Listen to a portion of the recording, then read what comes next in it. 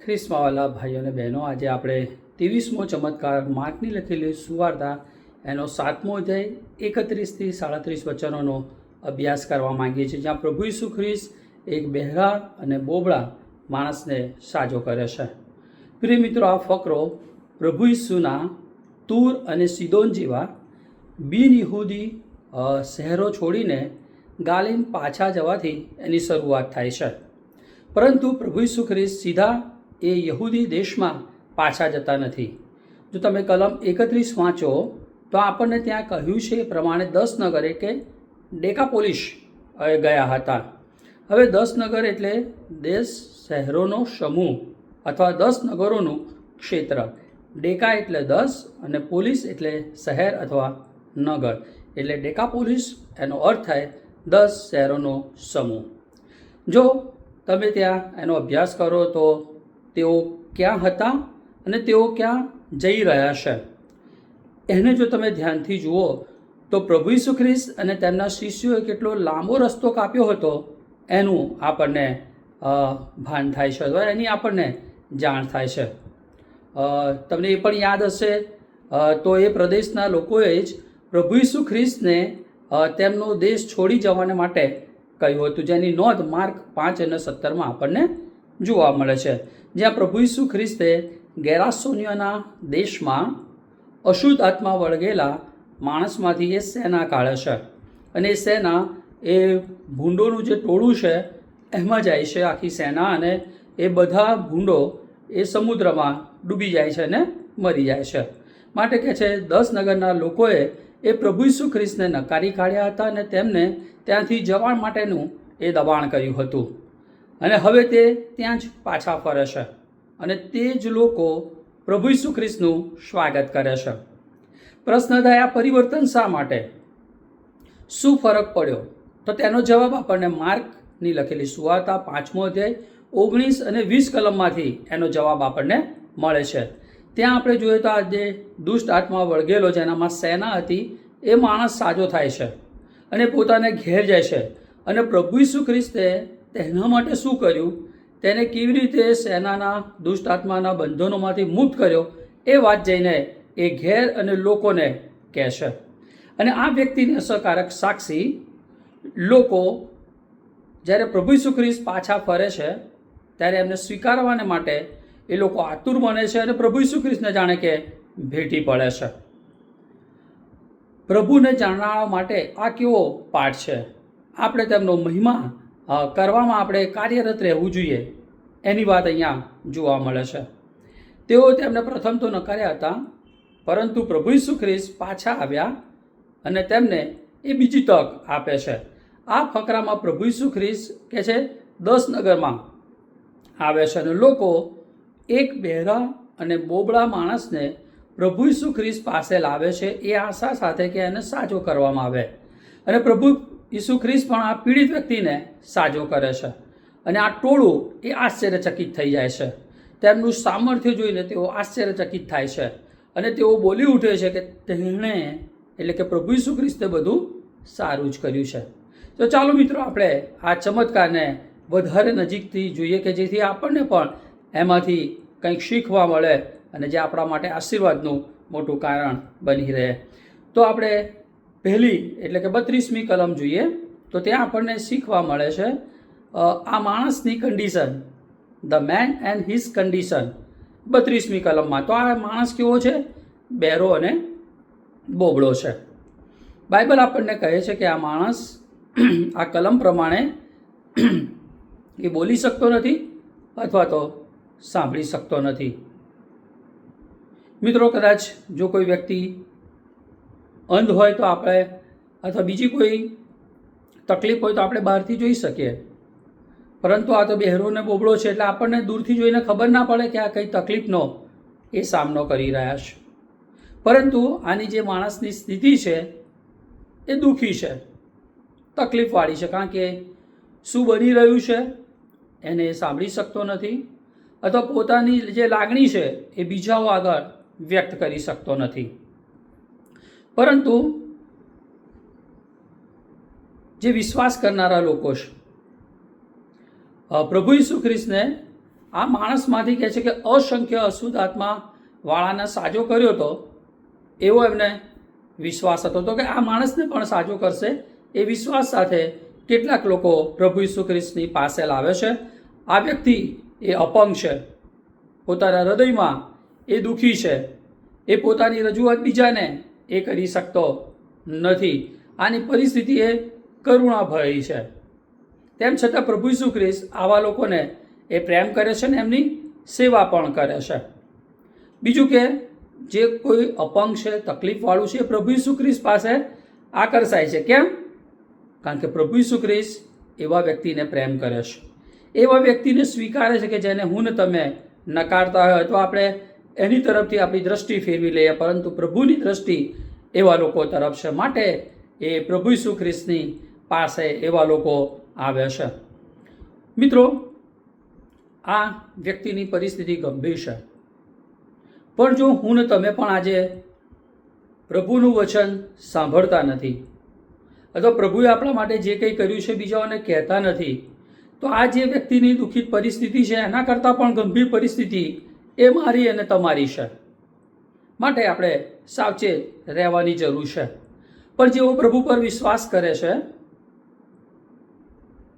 તેઓને કોઈ પણ એવી બાબતની જરૂર નહીં પડે ભવિષ્યમાં, કારણ કે એ સ્વર્ગમાં હશે.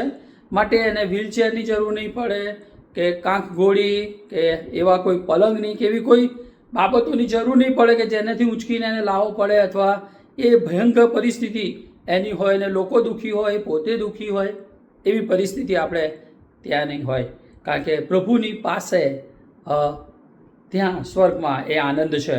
એ દુઃખ કે પીડા કે કોઈ જાતની તકલીફ, મુશ્કેલીનો આપણે સામનો કરવો પડતો નથી. પણ જે ઉદ્ધાર પામેલા છે એ લોકો માટે. પણ જો ઉદ્ધાર નથી પામ્યા, શારીરિક રીતે સશક્ત છે અને જો મરણ પામે છે, તો એ ગંભીર રીતે એ વિકલાંગતા અનુભવે છે.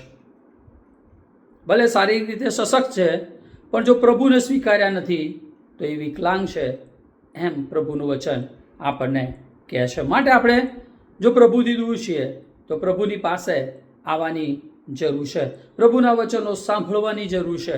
પ્રભુએ આપણા માટે જે કર્યું છે એ બીજાઓને કહેવાની જરૂર છે. એવા લોકો છે કે જે તકલીફમાં છે, મુશ્કેલીઓમાં છે, એઓની પાસે જવાની જરૂર છે.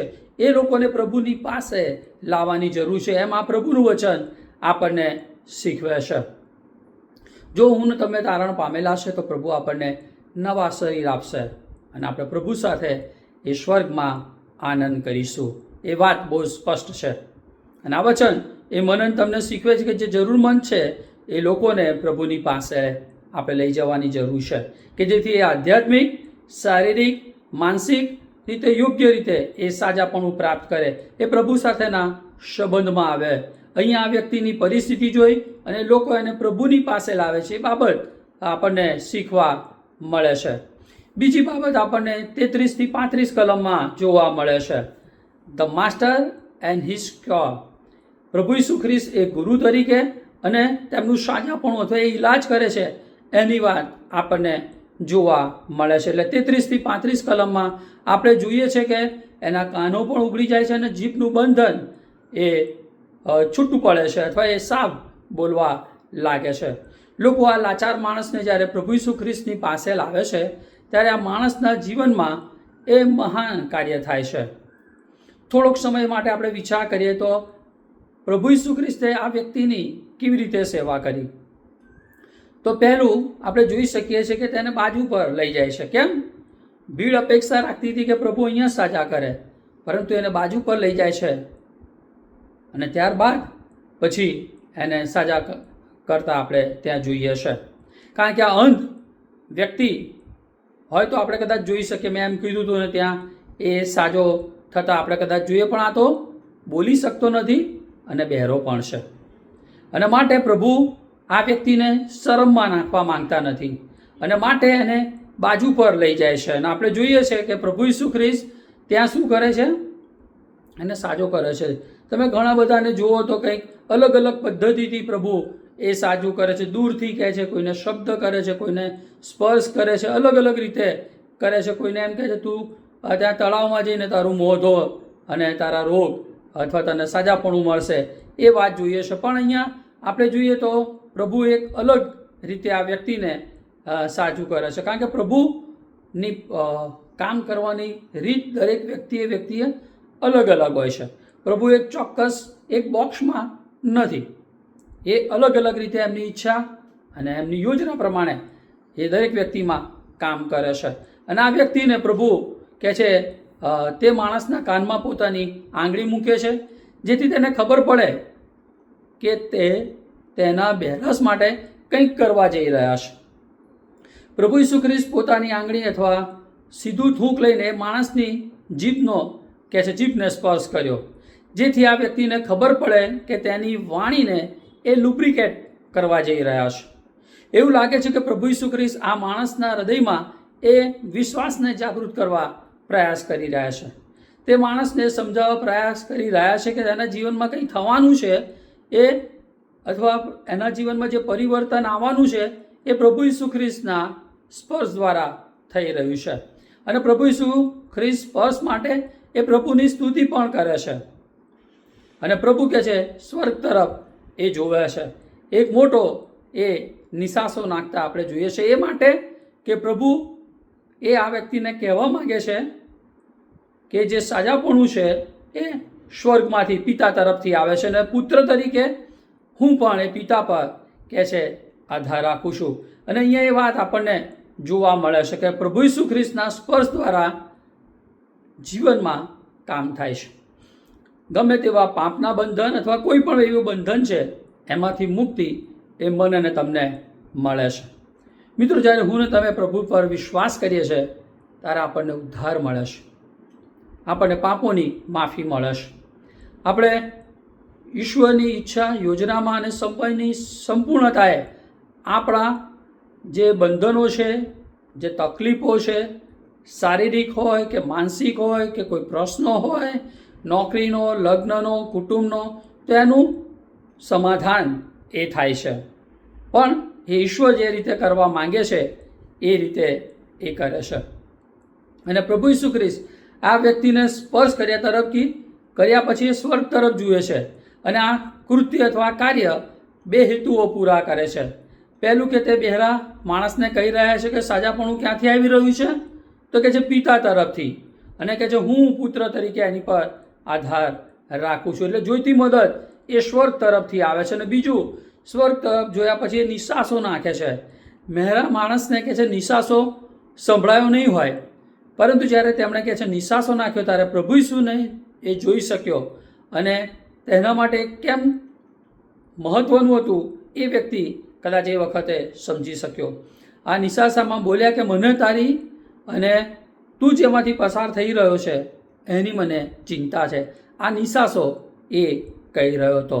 અને પ્રભુ ઈસુ ખ્રિસ્ત એ મારી તમારી સંભાળ લે છે, મારી તમારી કાળજી લે છે, અને એમને મારાના તમારા તારણની માટે, ઉદ્ધારને માટે, એમની સાથેના સમાધાનની એ ચિંતા છે. એ વાતને યાદ રાખવાની જરૂર છે, કારણ કે પ્રભુ ઈસુ ખ્રિસ્તે પોતે પણ યશાયા 53:3 પ્રમાણે કે છે દુઃખી પુરુષ અને દર્દનો અનુભવી, એમણે દુઃખને સહન કર્યું. સાથે હિબ્રુ 4:15 પ્રમાણે એ આપણી નબળાઈઓ જાણે છે, કારણ કે એ પણ આપણા જેમ એમણે પરીક્ષણનો સામનો કર્યો. સાથે પ્રભુ ઈસુ ખ્રિસ્ત 1 Peter 5:7 પ્રમાણે આપણી સંભાળ લે છે, આપણી કાળજી લે છે. માટે આપણે આપણી ચિંતાઓ, આપણી જે તકલીફો છે એ પ્રભુ પર મૂકવાની જરૂર છે, કારણ કે આપણા માટે જો કોઈ આશા હોય ને મદદ હોય તો કેવળ પ્રભુ ઈસુ ખ્રિસ્ત છે. અને અહીંયા પ્રભુ ઈસુ ખ્રિસ્ત આ માણસને સ્પર્શ કરતા કહેતા એ શબ્દ બોલે છે એફતા, જેનો અર્થ થાય ઉઘડી જા અથવા ખુલ્લું થા.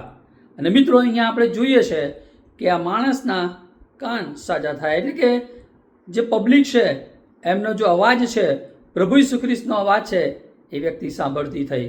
સાથે એને જે સાજાપણું મળ્યું છે એને રજૂ કરતો થઈ શક્યો, એટલે બોલી શક્યો. એ આપણે જોઈએ છે, સાંભળી શક્યો અને બોલી શક્યો.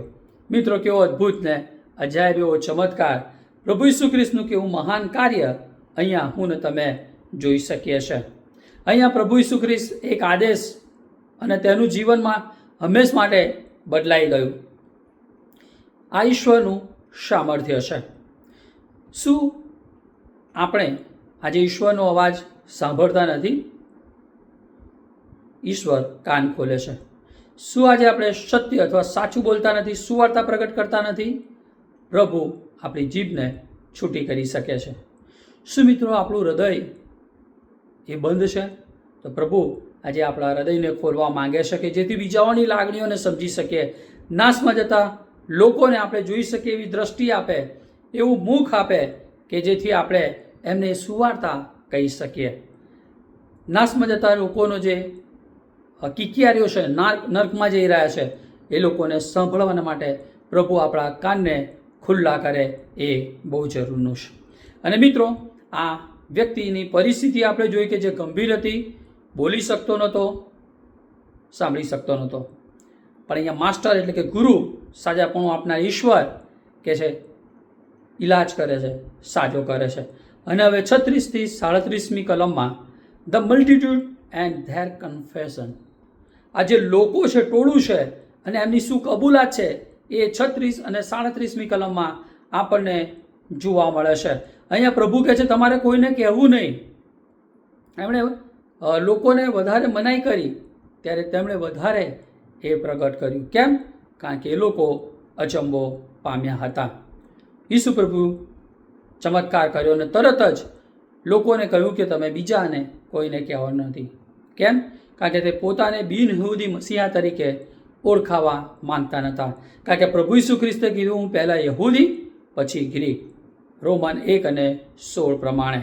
માટે તેમને ચૂપ રહેવાને કહે છે. તેમણે તેઓને મનાઈ કરી. આ વાક્યો સમયનો એ સૂચવે છે કે આ બાબત અત્યારે શાંત રાખવાનો એ આદેશ આપતા હતા. પરંતુ તમે જુઓ તો એનાથી વિપરીત જોવા મળે છે. તેમણે એમ કીધું કે તમારે કોઈને કહેવું નહીં, પણ તેઓએ બધાને જઈને કીધું. જ્યારે આજે આપણા માટે શું છે? આપણને કીધું કે તમે બધાને કહો, પણ આપણે કોઈ એક વ્યક્તિને પણ કહેતા નથી. જે લોકોએ કર્યું એનાથી વિપરીત આપણે આજે કરી રહ્યા છે. પરંતુ ઈશ્વરની ઈચ્છા છે. માર્ક 16:28 જે મહાન આદેશ છે એ પ્રમાણે કે સર્વ દેશનાઓને તમે શિષ્ય કરો, એટલે દરેકે દરેક જાતિના લોકોને, દરેકે દરેક ભાષા બોલનારા લોકોને તમે પ્રભુની વાત કહો, એમ આપણને અહીંયા કહેવામાં આવ્યું છે. અને માટે મારે તમારે એ સજ્જ થવાની જરૂર છે, લોકોને કહેવાની જરૂર છે. અહીંયા આપણે જોઈએ તો આ વ્યક્તિનું જીવન બદલાયું અને લોકો અતિશય આશ્ચર્યચકિત થયા અને લોકોને એમણે કહ્યું. મિત્રો આ ચમત્કારી મનન તમને પણ શીખવે છે કે પ્રભુ આપણા જીવનમાં કામ કર્યું છે, બધા આશીર્વાદો આપ્યા છે, તો આપણે ચૂપ બેસી ના રહીએ. આપણે લોકોને સુવાર્તા પ્રગટ કરવાની જરૂર છે. કારણ કે મનન તમને જે મળ્યું છે એના માટે હું ને તમે કોઈ લાયકાત ધરાવતા નથી. તેમ છતાં પ્રભુએ એમની કૃપામાં મનન તમને આપ્યું છે. માટે આપણને જે કંઈ આપ્યું છે એનો ઈશ્વરનો આભાર માનીએ અને એને ઈશ્વરના મહિમાના માટે ઉપયોગી બનાવીએ, અને તો જ પ્રભુ આપણને વધારે ને વધારે આશીર્વાદ આપશે. હું મારી વાત કરું તો ભૂતકાળમાં હું જે હતો, પ્રભુએ મને સંભાળ્યો, મને તારણ આપ્યું, એમનું બાળક બનાવ્યો, સાથે પ્રભુએ એમની સેવાને માટે મારો ઉપયોગ કર્યો, દિન પ્રતિદિન મને આશીર્વાદિત કર્યો. અને હું ભવિષ્ય તરફ પણ મારી દ્રષ્ટિ કરું છું તો મને પૂરો વિશ્વાસ છે કે પ્રભુ મારી સાથે છે ને એમનો આશીર્વાદ એ દિન પ્રતિદિન મને આપશે અને એનો ઉપયોગ એમના મહિમાના માટે મારો કરશે. અને પ્રભુ એવું કરે કે એવું તમારા જીવનને માટે પણ પ્રભુ કરે. અને એ માટે તમે તમારી જાતને પ્રભુને સમર્પિત કરો. મિત્રો હું મારા જીવન માટે કહું કે પ્રભુએ મારા માટે બધું સારું જ કર્યું છે. જેમ આ વચનમાં લખ્યું છે એ પ્રમાણે કંઈ ખોટું થાય છે આપણને એમ લાગે, પણ એ પ્રભુ એમના મહિમાના માટે અને આપણા આશીર્વાદ માટે આપણા માટે કરે છે. માટે પ્રભુને માટે તમે એ વાતને સ્વીકારો કે પ્રભુ તમારા માટે જે કંઈ કરે છે બધું સારું જ કરે છે. માટે તમે પ્રેઝ ધ લોર્ડ કહો, થેન્ક યુ જીસસ કહો અને હાલેલુયા કહો. મિત્રો આ વચન દ્વારા આપણને, આ ચમત્કાર દ્વારા આપણને શું શીખવા મળે છે? તો આ ચમત્કાર માનવ વ્યક્તિ તે દિવસે પ્રભુ ઈસુ ખ્રિસ્તને મળ્યો અને તેનું જીવન એ ફરી ક્યારે પહેલાં જેવું રહ્યું નહીં, પણ બદલાઈ ગયું. પ્રભુ ઈસુ ખ્રિસ્તને મળવાથી આ વ્યક્તિમાં બધું બદલાઈ ગયું. અને મિત્રો, જો તમે પ્રભુને મળો છો તો તમારું પણ બધું બદલાઈ જાય છે. માટે તમારે પ્રભુની પાસે આવવાની જરૂર છે. અને જો તમે પ્રભુ પાસે આવો છો, તે બધું જ તમારા માટે સારું કરે છે. શું મિત્રો, હજી સુધી તમે પ્રભુ પાસે નથી આવ્યા? તમે પ્રભુ પાસે આવો, કે જેથી પહેલાં તો તમારું તારણ થાય. સૌથી સર્વશ્રેષ્ઠ કામ ઉદ્ધારનું છે. સૌથી મોટો આશીર્વાદ એ ઉદ્ધાર મેળવવો છે. અને ત્યાર પછી જે કંઈ થાય એ પ્રભુના મહિમાના માટે આપણા જીવન દ્વારા થાય છે. માટે મારી તમને નમ્ર વિનંતી છે કે તમારું જીવન એ તમને પ્રભુને સોંપો, કે જેથી આ વ્યક્તિના જીવનમાં આશીર્વાદ મળ્યો, આ વ્યક્તિનું જીવન બદલાયું, એનામાં શાંતિ આવી, એ જ શાંતિ તમારી સાથે લેશે.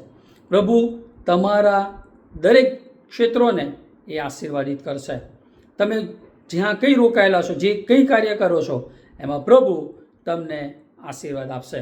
પ્રભુ આ વચન સમજવાને માટે આપણા સર્વની મદદ કરે અને એને લાગુ કરવાને માટે પ્રભુ આપણને મદદ કરે. Thank you very much.